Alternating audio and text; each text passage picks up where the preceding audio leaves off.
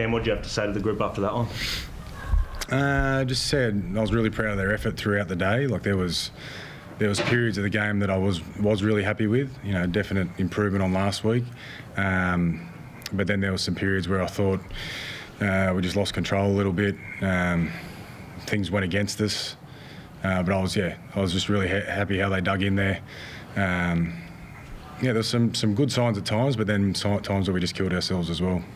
I know you're loath to talk about the injuries, but again, unlucky. Like Jacob Carras, first of all, can you give us an update on him, but then just how it affected the team from the start? Yeah, it looks like he's MCL. Obviously, him not being able to finish the game is not a good sign, but hopefully we get some good news there. But we're not getting much luck at the moment in any sort of area. But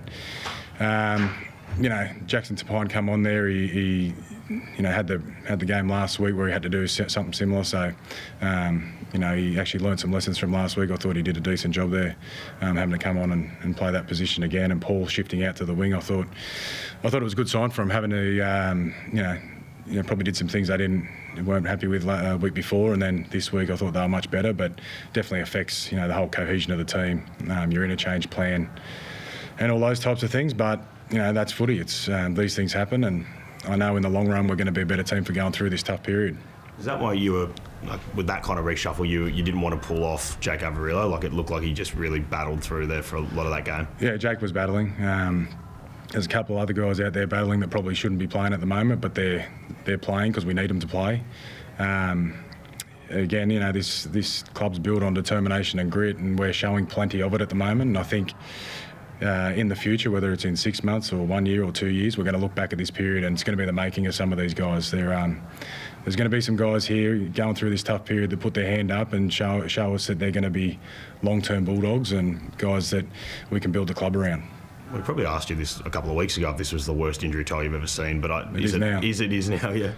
Yeah, it is, but that's footy. Like these things happen. Clubs go through this from time to time.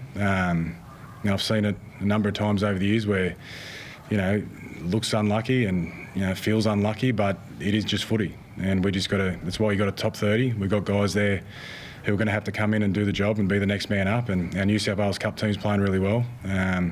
This is why you have a club, with all three grades, all aspiring to be NRL players. So some of those guys are going to get their chances over the next few weeks, and I'm excited to see how they go.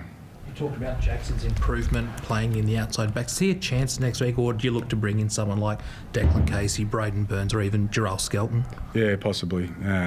We're probably going to need to keep Jackson on the bench in case we get more injuries, to be honest. But Braden Burns was going to play this week, and he didn't pull up quite right from the game last weekend in New South Wales Cup.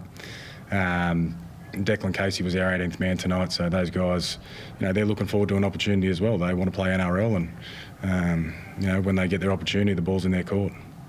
Really a bit of a tough way to have your first game back against Para.